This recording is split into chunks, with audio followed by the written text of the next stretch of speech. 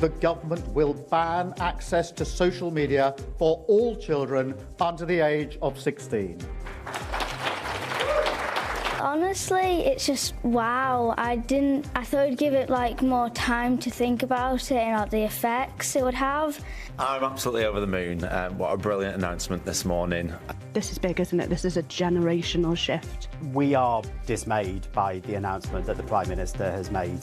This day will go down as a day of huge consequence for this country. Suddenly, you're going to have a lot more time to fill. And what will you do? Stare at a wall. From next spring, there'll be no more social media for under 16s in the UK. We're going to answer your questions on how the ban will work, what it means for gaming, and what other countries are doing. Let's start with the question most people are asking. Which platforms will be banned? We know it will include TikTok, Instagram, and YouTube.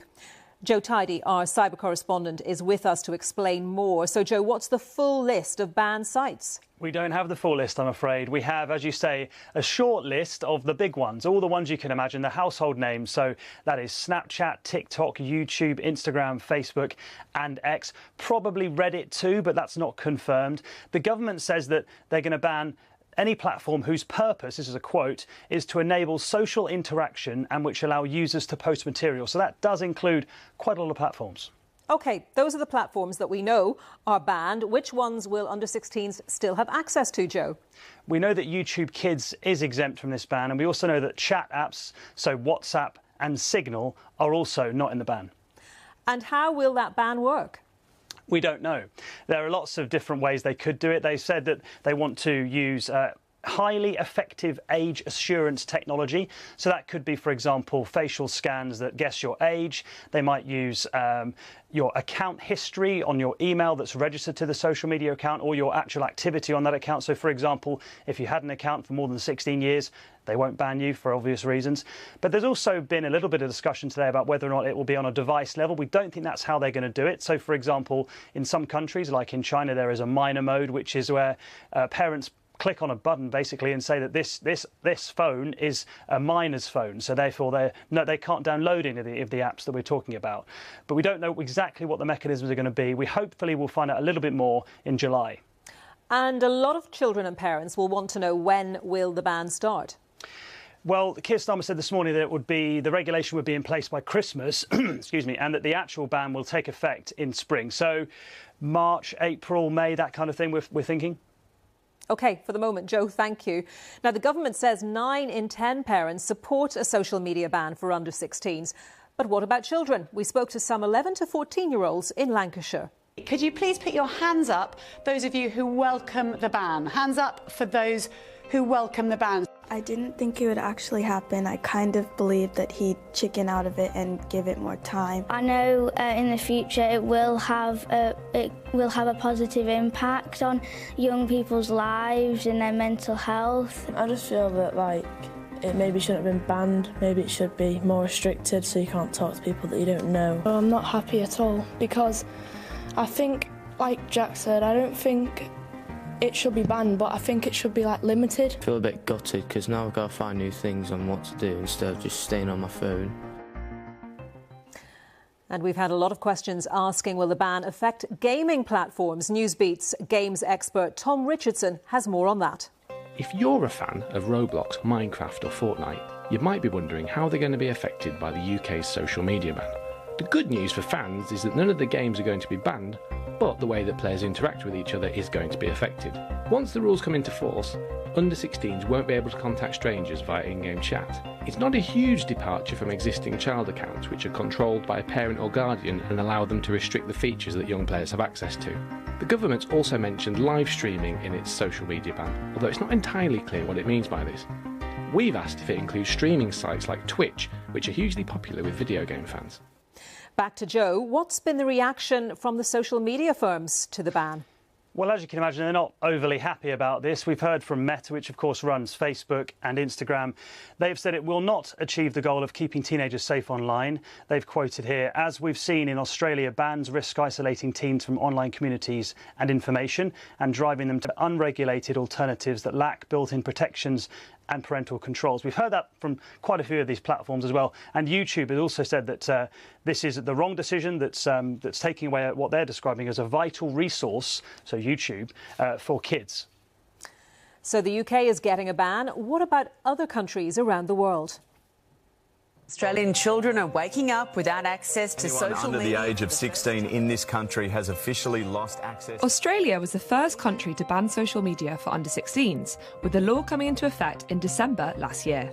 Spain and Portugal seem to be the next in line, with politicians announcing plans and partly voting the rules in. Bans are likely to come into force in the next year. China has wide-reaching restrictions on young people's access to social media, including tiered age restrictions, screen time limits, anti-addiction measures, and age-appropriate content filters. The Canadian government has proposed a ban for children under 16. Governments in France, Malaysia, Denmark, Indonesia, and Norway are also in the process of bringing in a ban. Most countries have settled on 16 being the age to allow children on social platforms. But some, including Denmark, are using 15 as the bar.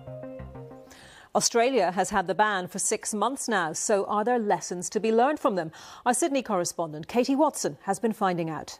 I have TikTok, I have Snapchat, and I didn't get notifications for any of them to be banned. I wasn't kicked off of any of them. None of my accounts got banned, which was a bit anticlimactic. I know of 3 girls out of my entire year group, which is 180, that have been impacted. So that's, 1 out of 60, which is not a lot. If you were to ask any Australian teenager whether it's working, it would probably be a resounding no. Certainly, pretty much everyone we've spoken to, they seem to be on some social media of some sort. And there's some data that backs that up, but really small sample sizes. And I think that's the thing, is it's still really early days. It's still 6 months. We don't know, what the long-term goals are, and that's exactly what the government here is saying. It's saying this wasn't a short-term thing. We're in it for the long game. It's, we're also looking at the idea of the law being a circuit breaker. So for younger people, the 12, 13-year-olds who perhaps have not gone onto social media yet, will it change their habits too? But if you speak to experts, tech experts, they would say this is a bad idea, that it has not helped children understand the safety around being online, and that certainly is crucial. But at the end of the day, it's still, as I said, the data is lacking. It's very early days, but certainly it's been a big inspiration for many countries, and of course now we're seeing the UK. Our cyber correspondent Joe Tidy is still with us, and another question is, why is the ban happening now, Joe?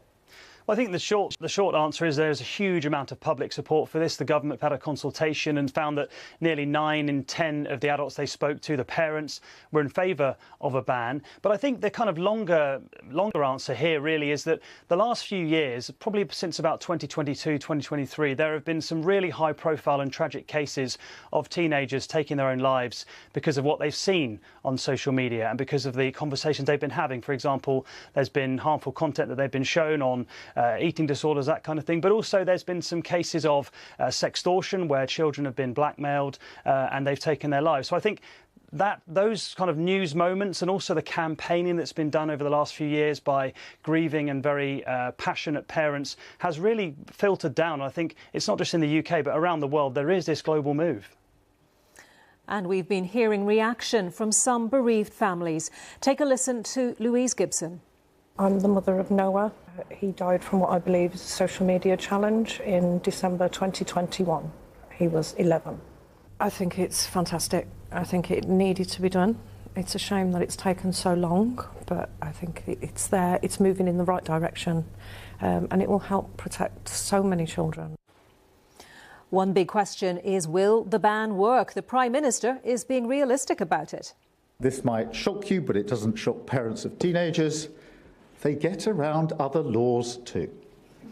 And Joe, whether children can get around the ban is absolutely key, isn't it?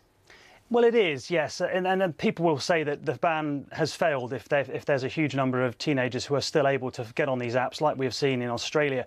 But I think what Katie said there is also really important, because, of course, this is a long-term plan, and there is a sort of transition period from teenagers who are perhaps using the apps now, and then that will be taken away from them. They'll be very exercised to get back on the apps using VPNs and other ways around it. But then there will be younger children, of course, coming through that don't know what they're missing, and perhaps it's that generation of children that we're we're looking towards that will change the culture around social media. But the other point to make as well is that there's another reason that you could another way you could look at this in terms of whether it's successful or not, and that would be, has it made social networks and social media platforms safer? And I think some critics would say that actually this probably isn't going to do that, because of course if you ban children from these potentially harmful places, then that might mean that the social networks are able to wash their hands of it. Joe, thank you very much for answering those questions. And that's all you need to know on the UK social media ban.